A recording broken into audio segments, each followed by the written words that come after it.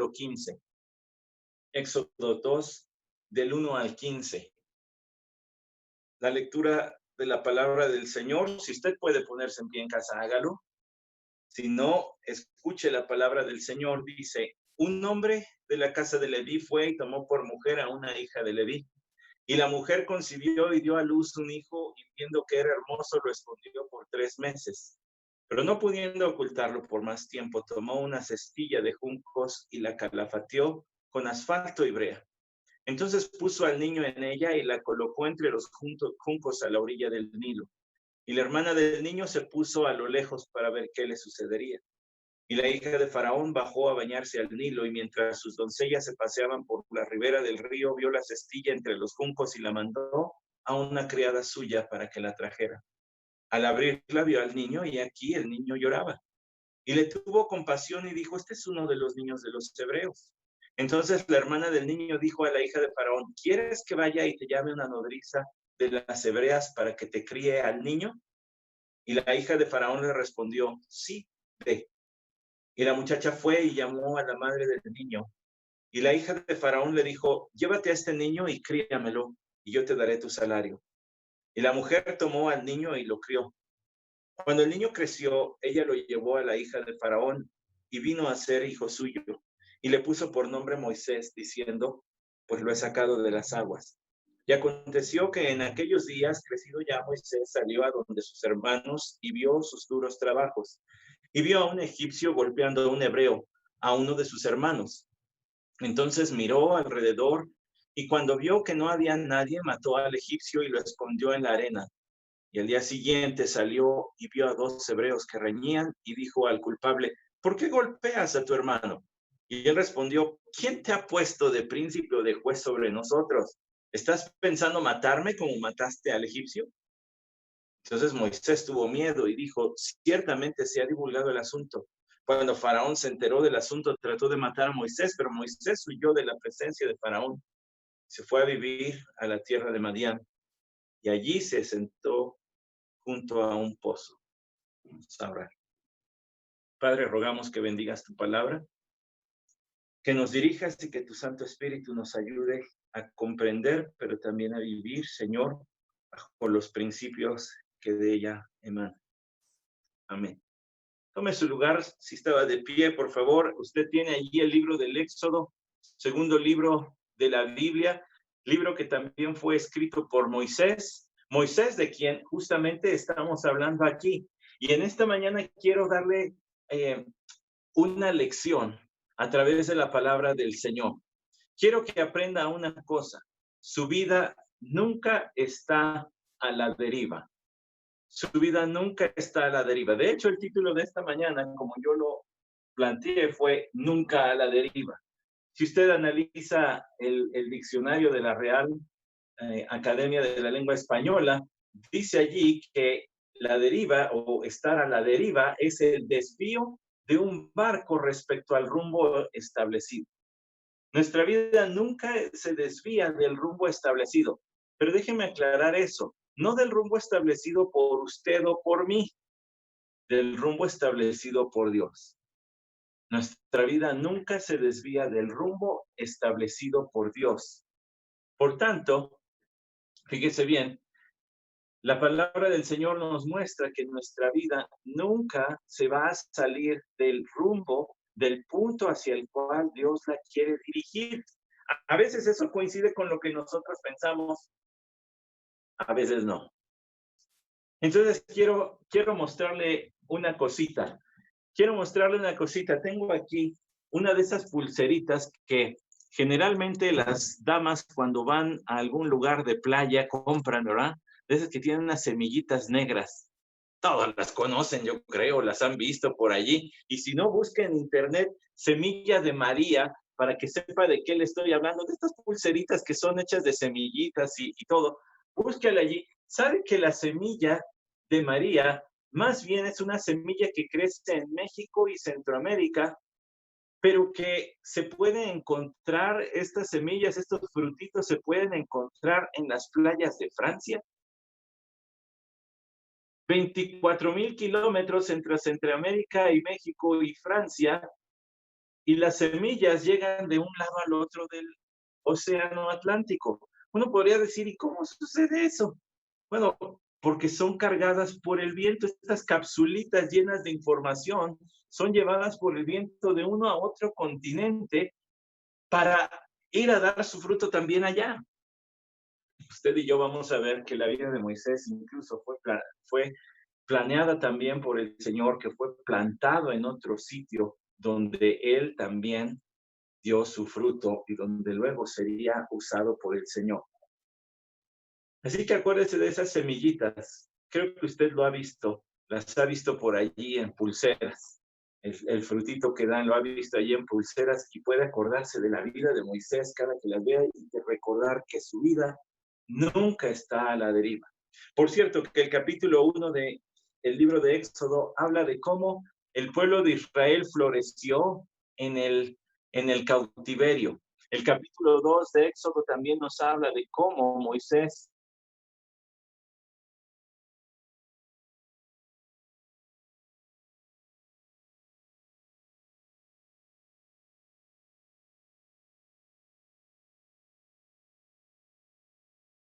uno que estaba allí sin ser esa su tierra natal, sin ser ese su lugar de origen, sin ser ese su pueblo.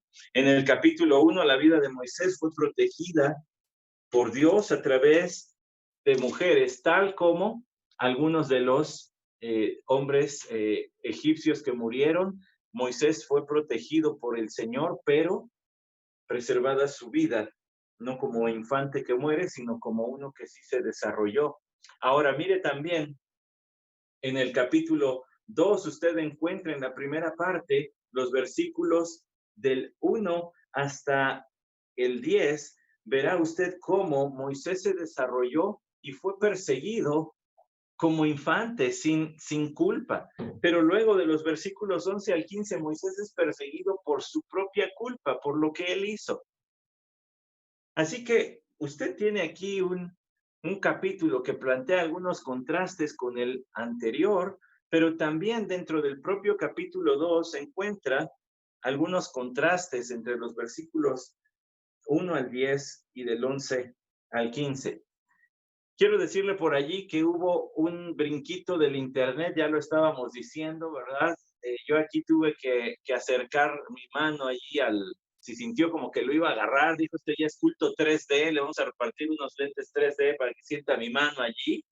Si usted sintió eso fue solamente porque aquí también hubo algún problemita y ya lo ajustamos, creo que ya está mucho mejor, así que vamos a continuar. Decíamos que este es un capítulo lleno de contrastes y quiero que vaya allí al versículo 22 del capítulo 1, solamente para retomar lo que estábamos diciendo. Entonces Faraón ordenó a todo su pueblo diciendo, todo hijo que nazca lo echaréis al Nilo y a toda hija la dejaréis con vida.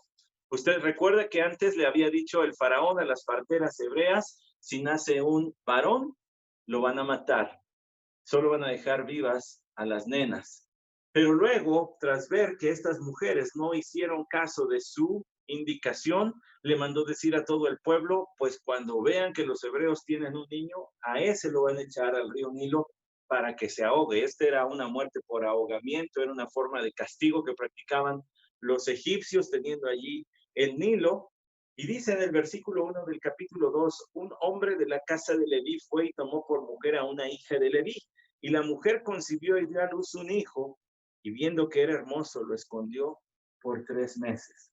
Fíjense que la vida de Moisés nos muestra que tal como nuestra vida, nadie está a la deriva. Todo está planeado por el Señor incluso antes de nuestro nacimiento. Le voy a decir por qué. ¿Y por qué es que leí esos dos versículos juntos? Se dice que un hombre de la casa de Leví, ya le sonó, uno de los hijos de Jacob. Leví e Isaacar fueron aquellos que hicieron una matanza allá en Siquem. Una vez que fueron ya una familia grande, cada uno de estos varones se convirtió en una familia grande, uno de sus descendientes de Leví se casó con una de las descendientes de Leví. Ahora, lo importante aquí que quiero destacar entre todo lo que hay allí es que de esta tribu saldrían los sacerdotes. Si usted va al libro de Números, en el capítulo 3, Versículos 5 al 10 dice: entonces habló el Señor a Moisés diciendo: haz que se acerque la tribu de Leví, ponlos delante del sacerdote Aarón para que le sirvan, y se encargarán de las obligaciones para con él y para con toda la congregación delante de la tienda de reunión, para cumplir con el servicio del tabernáculo, y guardarán también todos los utensilios de la tienda de reunión junto con las obligaciones de los hijos de Israel, para cumplir con el servicio del tabernáculo. Darás pues a los levitas, a Aarón y a sus hijos, les son dedicados por completo de entre los hijos de Israel. Y designarás a Aarón y a sus hijos para que se encarguen de su sacerdocio, pero el extraño que se acerque será muerto. Es decir, Dios escogió que de la tribu de Levi saldrían los levitas, los sacerdotes. Aquí está el surgimiento de dónde van a venir, porque los primeros que estuvieron delante del Señor por el pueblo fueron Moisés y Aarón. Y luego de la familia de Aarón, de ellos salieron todos los sacerdotes, los levitas. Y la mujer concibió y dio a luz un hijo. Pero este no es su primer hijo. Como veremos más adelante, ya tenían una niña. Y como veremos más adelante, ya tenían al otro, ya tenían a Aarón. Y dice: y viendo que era hermoso, lo escondió por 3 meses. Acuérdense que había una orden, un edicto: a todo niño varón lo tienen que echar al río para que se ahogue. Y bueno, ya ahogado, ¿verdad? Sería comida, o antes de ser ahogado, tal vez ya sería comida de las bestias, como con los cocodrilos, que ya mencionaré un poquito más adelante, pero la orden era esa, y esta pareja se rehusó a cumplir con esa orden. Hay algo que le quiero mostrar aquí, dice: y viendo que era hermoso, lo escondió por 3. Uno podría decir: uy, pues qué bueno que le salió bonito, si no, si lo echan al río. No es eso lo que significan esas palabras, que dice que viendo que era hermoso, lo escondió, sino que este niño más bien era hermoso a la vista del Señor. Acompáñame al libro de Hechos, capítulo 7, para que entendamos un poquito más qué se refiere eso. Además, recuerda que Moisés aquí está haciendo la de autobiógrafo. Él fue el que escribió este libro y está hablando de lo que sucedió en su vida, aun cuando él era muy pequeñito. Y le voy a decir por qué hace ratito mencioné: Dios ha estado siempre al control de nuestra vida, incluso antes de que nosotros naciéramos, porque aquí dice que en Hechos capítulo 7, le voy a leer el versículo 20, pero permítame también en el versículo, voy a retomar desde el 17, pero a medida que se acercaba el tiempo de la promesa que Dios había confirmado a Abraham, el pueblo crecía y se multiplicaba en Egipto. Esto está hablando de Éxodo 1. Hasta que surgió otro rey en Egipto que no sabía nada de José. Ese es Éxodo 1:8. Este rey, obrando con astucia contra nuestro pueblo, maltrató a nuestros padres a fin de que expusieran a la muerte a sus niños para que no vivieran. Entonces Esteban, quien es el predicador aquí, está haciendo un recuento de la historia del pueblo de Israel. Y ya nos dijo lo que sucedió en el capítulo 1 de Éxodo. Ahora va el capítulo 2. Fue por ese tiempo que Moisés nació. Ese tiempo se refiere bajo ese edicto que todos los varones debían morir. Era hermoso a la vista de Dios y fue criado por 3 meses en la casa de su padre. Después de ser abandonado para morir, la hija de Faraón se lo llevó y lo crió como su propio hijo. Y Moisés fue instruido en toda la sabiduría de los egipcios y era un hombre poderoso en palabras y en hechos. Eso es la lectura hasta Hechos 7:22. Ahora, le leí esos versículos porque además de mostrarnos la fidelidad de la palabra del Señor en el Nuevo Testamento, alguien está diciendo: lo que dice el libro de Éxodo es cierto. Cuando llega a la vida de Moisés, dice que era hermoso a los ojos de Dios. Complemente esa frase con lo que dice Éxodo capítulo 2, versículo 2, y viendo que era hermoso. ¿A qué se refería Moisés y a qué se refería Esteban? Que era precioso, era de altísimo valor, que ante los ojos de Dios Moisés era precioso porque él era el hombre que Dios había escogido para llevar a cabo su plan en este punto de la historia del pueblo de Israel, de donde viene nuestro Señor Jesucristo, nuestro Salvador. Entonces Esteban está diciendo, ya en lo que leí de Hechos 7:20, que ante los ojos de Dios Moisés era escogido, tenía un propósito especial que Dios ya había prefijado, o sea que su vida nunca estuvo a la deriva. Dios ya lo había predeterminado ese propósito y por tanto era valioso y por tanto Dios no permitió que muriese ahogado y que fuera echado al Nilo a morir como muchos otros varoncitos hebreos en ese momento. Ahora regresemos a Éxodo 2, versículo 2. Dice que su madre vio que era hermoso. Es decir, de alguna forma su madre entendió que para el plan de Dios Moisés era importante, que este hijo suyo era más que solamente un niño hebreo como los otros, sino que Dios tenía un plan para él y por eso lo escondió 3 meses. Se rehusó a echarlo. Ahora, ¿cómo fue que la vida de Aarón fue preservada? El otro hermano de, bueno, el hermano de Moisés, la otra era su hermana. ¿Cómo fue que su vida fue preservada? La palabra del Señor no nos lo dice, porque se va a centrar en el que fue el líder principal, aquel que tenía una relación más estrecha con Dios que el propio Aarón. Pero de que los dos fueron preservados, bueno, el testimonio es obvio en la palabra del Señor, que los dos fueron preservados.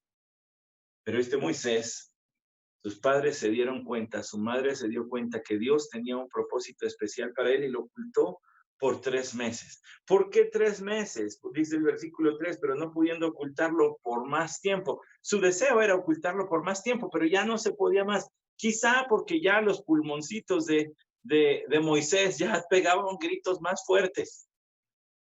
Quizá ya su llanto a la hora de querer comer o si le dolía algo o cuando ya quería dormir o simplemente quería el apapacho, como decimos, ¿no? Ya quiere su apapacho, dale su apapacho al bebé. Cuando ya quería su apapacho, ya gritaba muy duro, entonces ya era imposible esconderlo y dejar de llamar la atención de los egipcios quienes vendrían a ver si se trataba de un varón o de una nena.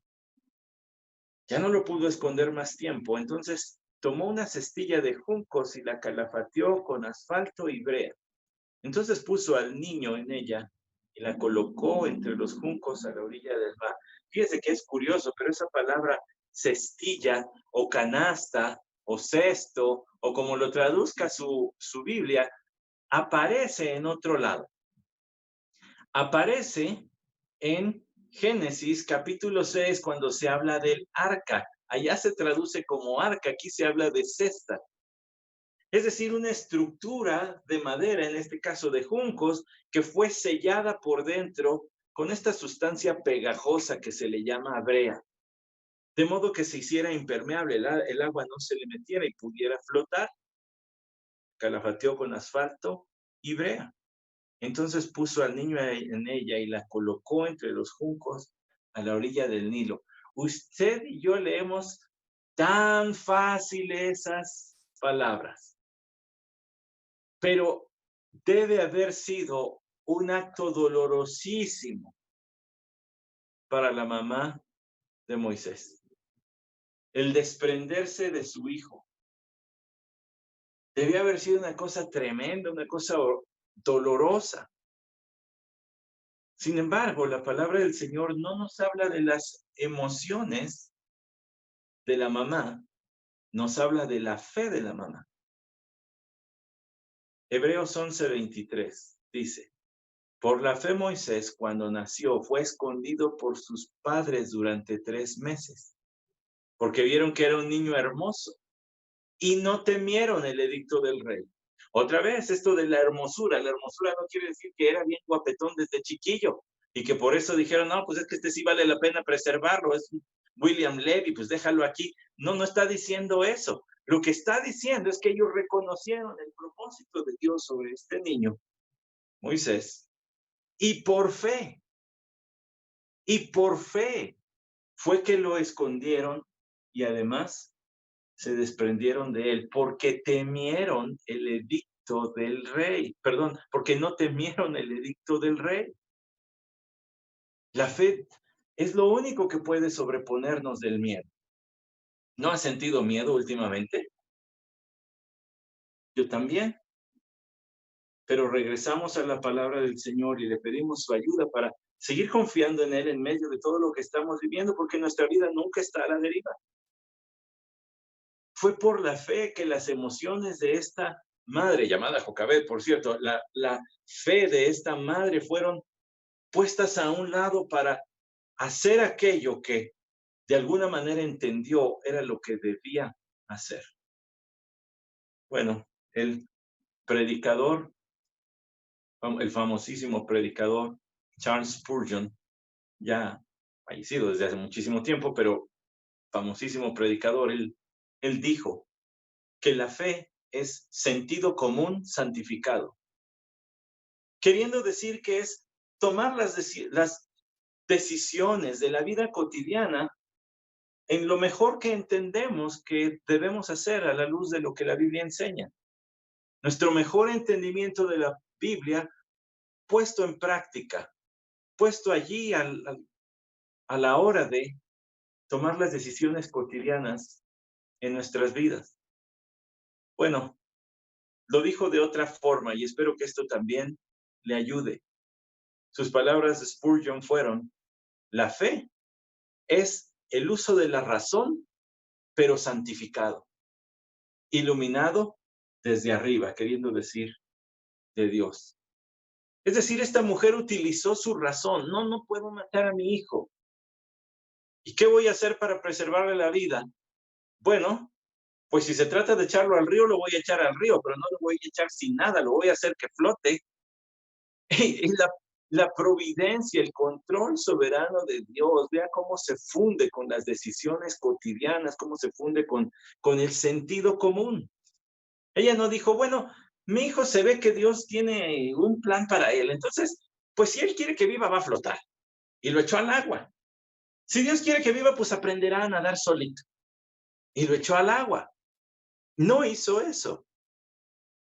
Lo que hizo fue tomar las decisiones que el sentido común indica, y Dios utilizó sus decisiones para llevar a cabo su plan. La vida de Moisés nunca estuvo a la deriva ni cuando estaba en el río. Siempre fue guiada y guardada por Dios, tal como tu vida y mi vida. A veces nos sentimos como esa pelotita. ¿Recuerda usted aquellas máquinas de pinball?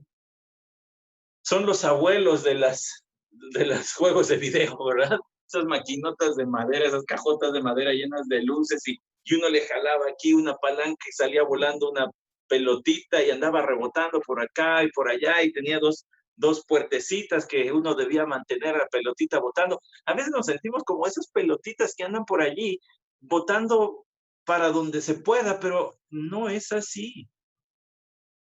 Yo le dije que Dios había preparado y estaba controlando la vida de Moisés desde antes de que él naciera. ¿Por qué? Porque escogió a los padres donde los puso. Acuérdense que para este momento los judíos ya tenían 400 años casi de estar en esclavitud. Pero había una familia temerosa de Dios, una familia que confiaba en Dios. Eso nos dice la Escritura, por temor, por la fe. Ellos temían al Señor. En el capítulo 1 vimos a dos parteras que temían al Señor, tenían reverencia hacia Él. En el capítulo 2 vemos una pareja de esposos que temen al Señor, que tienen fe, y entonces esta mujer toma esta serie de decisiones y prepara esta canasta y puso al niño en ella y la colocó entre los juncos a la orilla del Nilo. Entonces lo puso ahí por donde no se fuera, donde no agarrara corriente y se fuera lejos, sino ahí por donde se pudiera atorar. Y la hermana del niño se puso a lo lejos para ver qué sucedería, muy probablemente bajo las instrucciones de la mamá. Le ha de haber dicho a María, hermana de José, o Miriam, como le gusta decir, ¿verdad? Miriam era el nombre, María era para los cuates, Miriam era el otro para el general, y se puso ahí a lo lejos para ver, para cuidar qué pasaba, que no se fuera a voltear la canastita o algo así. Se puso de lejos además para que no fuera sospechoso el por qué estaba allí o qué había allí. Y la hija de Faraón bajó a bañarse al Nilo, y mientras sus doncellas se paseaban por la ribera del río, vio la cestilla entre los juncos y mandó una criada suya para que la trajera. Hay quien dice, esta historia no es real. Y no es real porque la hija de un faraón no tendría necesidad de irse a bañar a un río. Podrían traerle cualquier tipo de agua de cualquier lugar hasta su palacio para que allí se bañara. Además de eso, en el río Nilo hay cocodrilos. Entonces, por favor, esto no es real, no puede ser cierto. Bueno, de que hay cocodrilos y otros muchos animales salvajes que hubieran puesto la vida no solo de Moisés, sino de la hija de Faraón en peligro. Pero hay varias cosas que deberíamos decir. No todo el río Nilo está infestado de animales, no hay uno cada 30 centímetros, para empezar. Y ahora, el entendimiento que ellos tenían, me refiero a los egipcios, del río Nilo era el siguiente: los egipcios consideraban el río Nilo como sagrado y sus aguas como dadoras de vida o buenas para la salud. Pero no las aguas que se llevaban y se acarreaban, sino las aguas corrientes. Así que usted puede ver una buena razón por la cual esta muchacha iría a un lugar como ese a bañarse, y además con su séquito de sirvientes, sus doncellas, las llama aquí la palabra del Señor.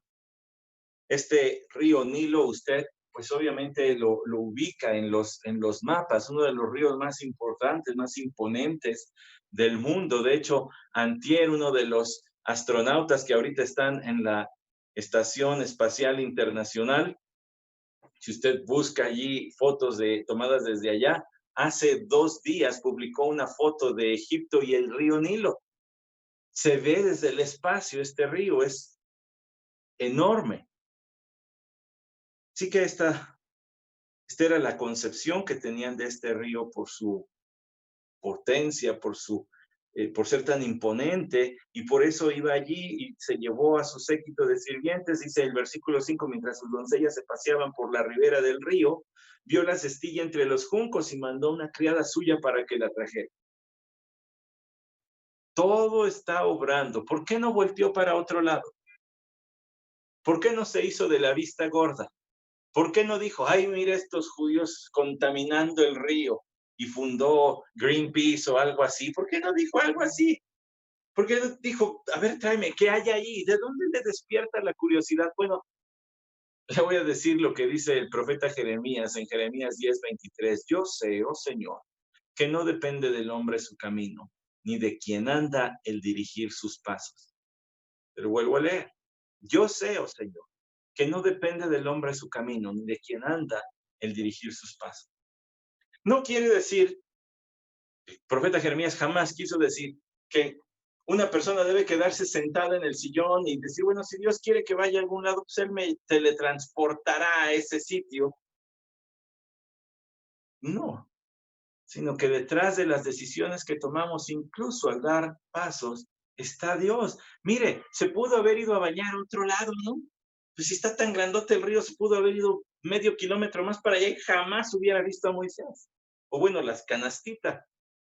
Pero Dios guió todos esos pasos. La vida de Moisés nunca estuvo a la deriva. Estaba todo perfectamente controlado, como está tu vida y como está mi vida. El pastor John Piper dice, detrás de todo lo que consideramos reveses en nuestra vida, Dios está planeando todo para que tengas gozo. Te lo voy a volver a decir. En todo lo que consideramos reveses en nuestra vida, Dios está planeando todo para nuestro gozo. Todo lo que nosotros consideramos, no, y si me fue re mal, no, qué mala pata, dicen algunos, no, y si fue un día terrible, ya quiero que se acabe. O como dice alguien, si crees que no ha sido tu día, tu semana o ni siquiera tu año, 2020, bueno, pues detrás de todo lo que tú consideras reveses, Dios está planeando todo para tu gozo. Es el caso de Moisés, es el caso nuestro. Dios dirigió incluso la vista de esta mujer, pudo haber sido otro lado, pudo haber volteado para otro lado y pues no, mandó a una criada suya que le trajera la... Dice versículo 6, al abrirla vio al niño y aquí el niño lloraba, tuvo compasión y dijo de los niños de los hebreos. Ah, es cierto.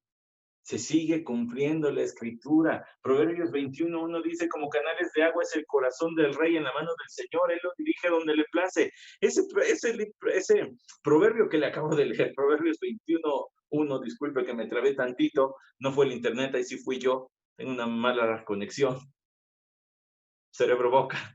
Entonces, allí Proverbios 21:1 dice que todos los deseos, incluso de los gobernantes, Dios los controla. No es responsable del pecado de nadie, pero los dirige hacia los caminos que Él quiere, permite incluso que a veces tomen terribles decisiones, costosas de vida, pero Él las dirige hacia donde Él quiere. Y así en el caso de esta mujer, porque le tuvo compasión, enterneció el corazón. Fíjese que era el papá de esta señora. Bueno, es que pensamos que ella era casada porque adoptó muy fácil a un niño. Si hubiera sido soltera, lo más probable es que no hubiera adoptado a un niño, hubiera tenido otro tipo de condiciones, pero esta mujer adopta a Moisés a pesar de la orden de su padre. Su padre fue el que mandó decir que se matara a todos los niños hebreos y ella dice, este es un niño de los hebreos, pero le tuvo compasión. Se necesitaba de alguien muy cercano que pudiera convencer al faraón. Recuerde, el faraón era considerado por él mismo y por toda su nación, era considerado un dios, un hijo de los dioses, podía hacer lo que quería. No tenía por qué rendirle cuentas a nadie. Si hubiera caído en manos de cualquier otro egipcio, quién sabe si hubiera podido convencer al faraón de déjame quedarlo. Pero es de su hija. Y a pesar de que conoce el edicto, dice, este sí me lo voy a quedar. Entonces la hermana del faraón, perdón, entonces la hermana del niño, versículo 7, dijo a la hija del faraón, ¿quieres que vaya y llame una nodriza de las hebreas para que te críe al niño? Yo espero que usted pueda ver todo lo simpático que tiene esta historia, además de dramático y de épico. Pero Dios obrando hasta a través de una jovencita, a lo más, ¿verdad? Que debía haber sido Miriam para ese momento, donde le da la chispa de decirle, ¿no quieres que yo te traiga, quién te lo cuide? Yo sé quién. Pues ya tiene acá la idea, pues le digo a mi mamá, ya la hicimos. Fíjese cómo Dios está utilizando un montón de gente que parecerían los menos adecuados para llevar a cabo el plan de rescatar al que Dios utilizará para sacar al pueblo de Egipto, al que será el líder del pueblo de Israel. ¿No le parece irónico que allí donde debían morir los niños fue donde Moisés recibió vida? Se le perdonó la vida. ¿No le parece irónico que Moisés va a ir a vivir bajo los cuidados del faraón? Faraón le va a pagar las comidas y este es el que después los va a sacar a los judíos. ¿No tiene sentido del humor el Señor grandioso para decir, sí, tú di lo que quieras, yo voy a poner al mío, a mi líder, a mi siervo, allí donde incluso tú me lo vas a mantener? Ah, y le vas a dar educación, porque si puso atención en las palabras de Esteban, dice que Moisés era un hombre poderoso en palabras, ¿se fijó? Allá en Hechos 7, yo se lo leí hace ratito, se lo voy a repetir, Hechos capítulo 7, dice en el versículo 22, y Moisés fue instruido en toda la sabiduría de los egipcios, ya le pagaron kinder, preprimaria, primaria, secundaria, preparatoria, universidad, maestría y doctorado, todo le pusieron allí. Y además dice, y era un hombre poderoso en palabras y en hechos, no solamente en hechos, sino dice también en palabras. ¿Qué quiere decir? Si sabemos después, ¿verdad? Más adelante sabemos que era tartamudo. ¿A qué se refiere? Que era un hombre bien estudiado en literatura. ¿Y de dónde creo que obtenemos los primeros 5 libros de la Biblia? De la pluma de Moisés.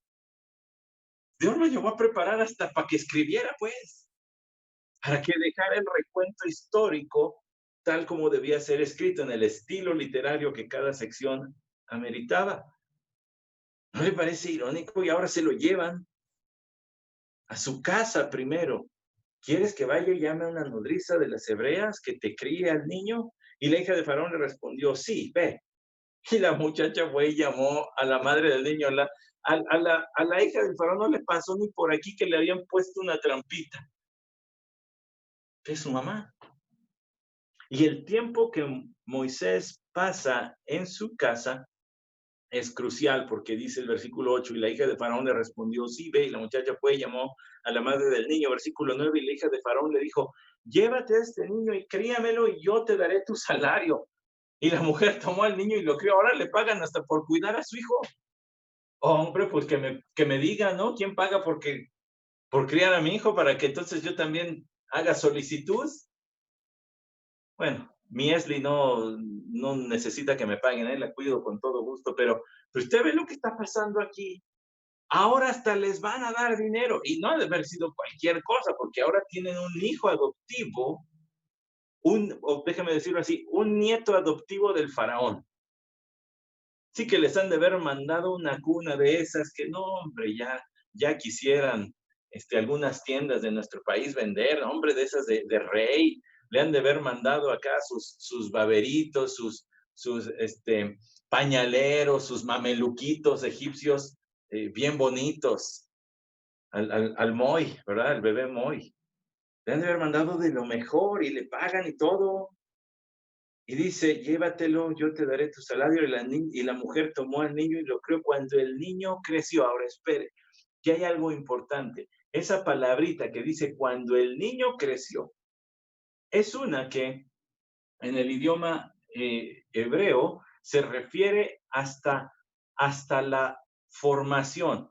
Pero como se ha traducido, y aquí quiero ponerme un poquito técnico para que comprendamos bien la idea, cuando el Antiguo Testamento fue traducido del hebreo al griego, se utilizó una palabra que a lo mejor nos ayuda a entender un poco más ampliamente lo que se está queriendo decir. Cuando el niño llegó a la madurez, como cuando un fruto madura.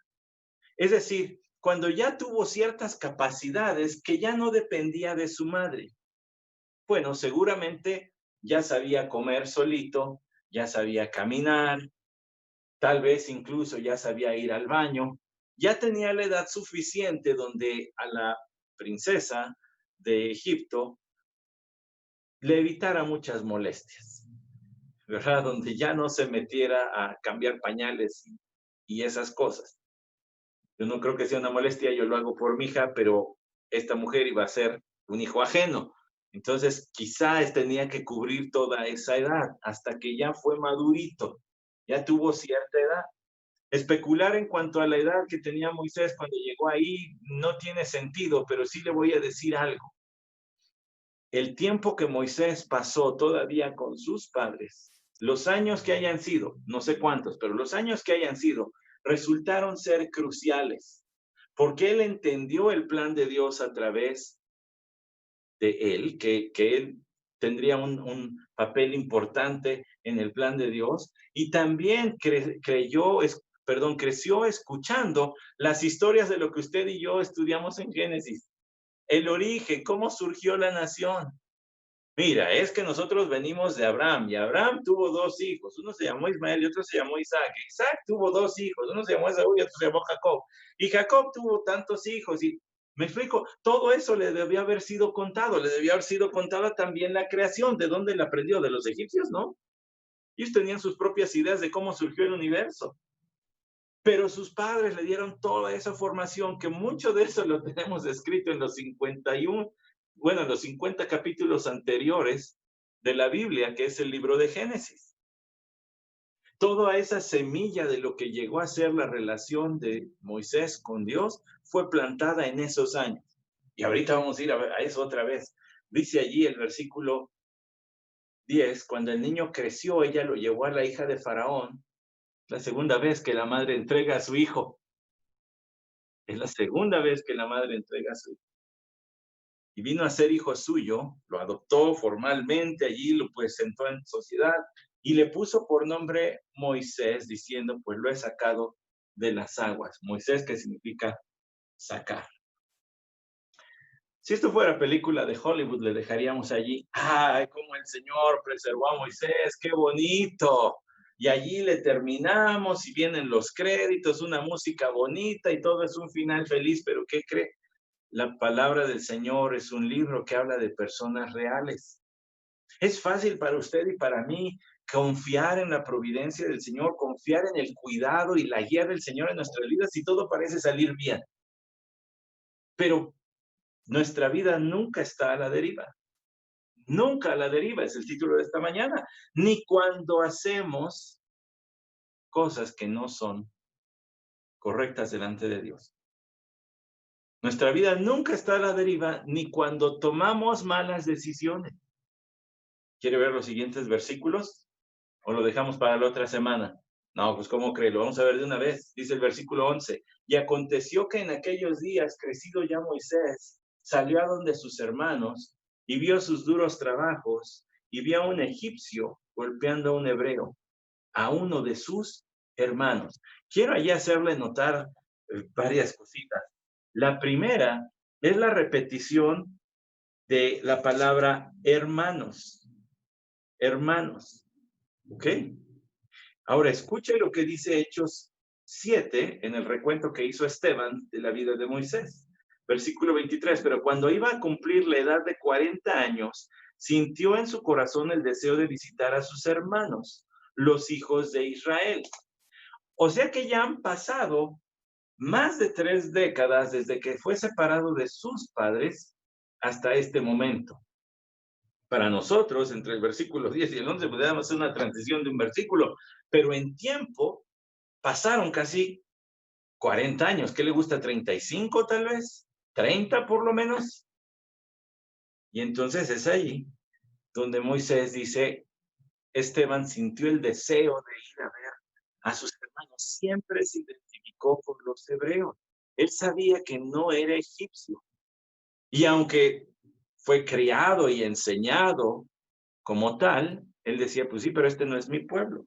Y en el versículo 11 de Éxodo 2, dice que salió a donde sus hermanos y vio sus duros trabajos. Esa palabrita ver quiere decir observar, pero es un observar con dolor, con tristeza, con pesar. Mire, aquí frente a casa de ustedes, en el semáforo, prácticamente todos los días se sienta un señor en un banquito con un letrero ofreciendo sus servicios. Pero en este momento es muy difícil que alguien vaya a dejar a otra persona entrar a su casa, aunque sea para realizar algún trabajo. Todavía ocurre, gracias a Dios, pero pues yo creo que hay muchos que la piensan 2 veces. Así que este señor se ha puesto allí pues a vender dulces y demás. Usted y yo nos dolemos cuando vemos eso.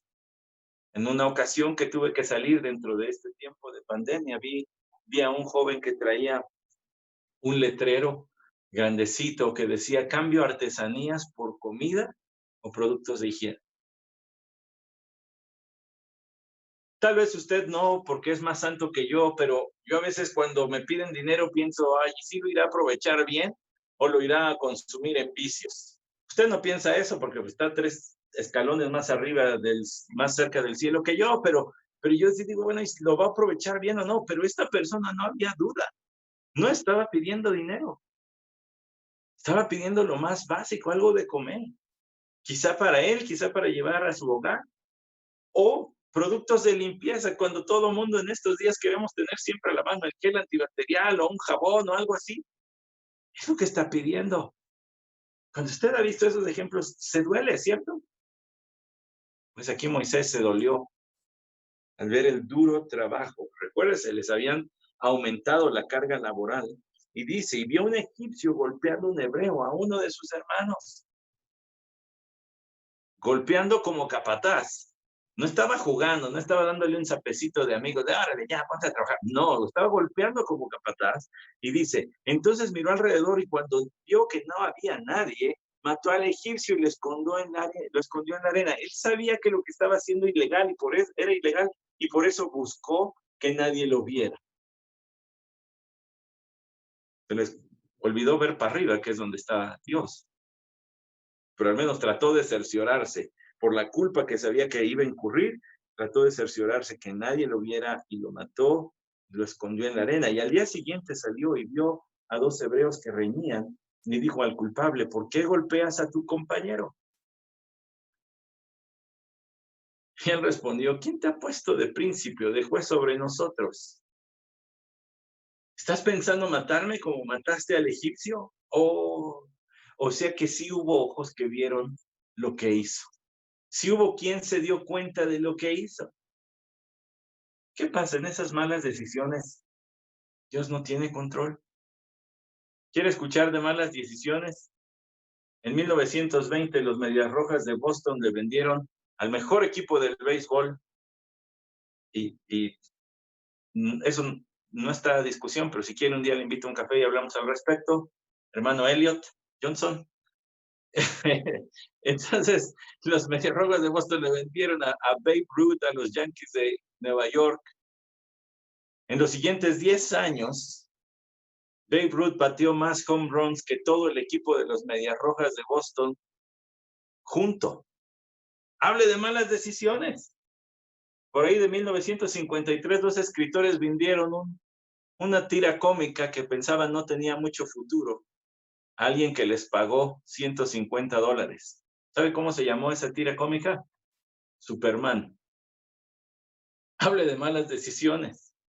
Bueno, un último datito que leí por allí, hablando de malas decisiones. La compañía disquera rompió trato con un joven al que consideraban sin futuro como cantante y dejaron a ir a Elvis Presley, quien vendió más de 1,000 millones de discos y todas sus regalías se las perdieron. Hable de malas decisiones. Bueno, alguien se benefició de esa mala decisión y muchos se beneficiaron de la decisión de Moisés. Fue muy mala, no debió hacerlo. No era la forma en que Dios rescataría a su pueblo. Se convirtió en homicida. No lo estoy justificando de ninguna manera. Estoy diciendo que a pesar de nuestras malas decisiones, pecados e incluso aquellos que afectan a otros, Dios sigue teniendo control de nuestras vidas. Y con eso no estoy queriendo decir que minimice lo que ha hecho, el daño que usted y yo probablemente hemos hecho a otros. No estoy diciendo que seamos indulgentes y menospreciamos: ay, bueno, fue poquito, lo que me han hecho a mí es mucho peor. No, la culpa es culpa. El pecado es pecado, así se llama. Sin embargo, Dios sigue teniendo control, porque vea lo que sucedió. Moisés se da cuenta que la gente sí se percató de lo que hizo, y además el versículo 15 se pone peor la cosa. Cuando Faraón se enteró del asunto, trató de matar a Moisés. ¿Por qué? Porque de todas maneras, aunque era su nieto adoptivo, era hebreo. Más, es muy probable que este ya haya sido otro Faraón, no el original cuando fue adoptado. Así que menos cariño le tendría. Y además estaba defendiendo a un egipcio de origen, un nativo de Egipto. Moisés huyó de la presencia de Faraón y se fue a vivir en la tierra de Madián, y allí se sentó junto a un pozo. Si usted conoce el resto de la historia, verá que Dios también guió a Moisés a sentarse junto a ese pozo. Pero antes de que se levante de su lugar, déjeme decirle quién eran los madianitas. Déjeme mostrarle quiénes eran los madianitas. Los madianitas, vaya a Génesis capítulo 25 para que se acuerde. ¿Verdad? Tiene como 2 años que vimos eso, pero yo creo que de todas maneras se va a acordar ahorita que lo leamos. Génesis capítulo 25 nos dice quiénes eran estos. Allí en el versículo 2 que le voy a leer. Leo desde el 1. Abraham volvió a tomar mujer después de que murió Sara, y su nombre era Setura. Y ella le dio a luz a Zimram, a Joxán, a Medán, a Madián, a Isbac y a Súa. ¿Ok? Esos eran. Ahora, brínquese tantito, por favor, y vaya al versículo 5. Y Abraham dio a Isaac todo lo que poseía, y a los hijos de sus concubinas Abraham les dio regalos. viviendo aún él, y los envió lejos de su hijo Isaac hacia el este, a la tierra del oriente. Entonces, ¿quiénes eran los madianitas? Los madianitas también eran descendientes de Abraham. ¿Ok? Y siendo descendientes de Abraham, fueron enviados hacia el este. En un momento le voy a dar la referencia de a dónde se fue Moisés, pero solamente para aumentar el punto que le estoy diciendo, para apuntalar lo que le estoy diciendo, que la vida de Moisés nunca estuvo a la deriva. Vea lo que dice más adelante en Éxodo capítulo 2, y dice en el versículo 16, y el sacerdote de Madián tenía 7 hijas, las cuales fueron a sacar agua y llenaron las pilas para dar de beber el rebaño de su padre. El sacerdote de Madián. O sea que de estos descendientes de Isaac, al menos hasta el tiempo de Moisés, seguían adorando al único y verdadero Dios. De tal modo que tenían un sacerdote llamado Jetro, que va a ser, más adelante en el capítulo 2, el suegro de Moisés. Moisés se fue a la tierra de Madián. ¿Y dónde estaban ubicados los madianitas? Los madianitas estaban ubicados en lo que hoy conocemos como Arabia Saudita, ya fuera del dominio egipcio, donde ya no tendría injerencia, ya estaba fuera de su área de dominio de los egipcios, y hasta allá se fue Moisés. Y fue a caer ¿con quién cree? Con parientes lejanísimos, pero que además adoraban al verdadero Dios, el Dios del cual le hablaron sus padres cuando era niño, cuando la hija de Faraón lo regresó a su casa para que fuera criado de ese mismo Dios. La vida de Moisés jamás estuvo a la deriva, y tu vida y mi vida jamás han estado ni estarán a la deriva. Aunque pareciera que de repente nuestra vida ya no tiene sentido, no tiene control, no tiene rumbo, Dios siempre la sigue guiando hacia el rumbo que Él quiere. Y lo hace a través, a veces, de cosas espectaculares como la que vimos, fue ir rescatado de un río. Y a veces lo hace a través de decisiones cotidianas de nuestra vida. Es más, me atrevo a decir, lo hace siempre a través de las decisiones cotidianas de nuestra vida. Y a veces echa a andar su maquinaria celestial y obra de algunas formas que no nos esperábamos. Pero Él siempre, siempre está al control. Ojalá que al reflexionar en esto tome usted esperanza, ánimo, gozo. Está cobrándonos facturas esta pandemia, este encierro, este estar separados, la vida tan diferente, cómo cambió en un momento, en unos cuantos meses. Pero Dios no ha cambiado y Él sigue al control.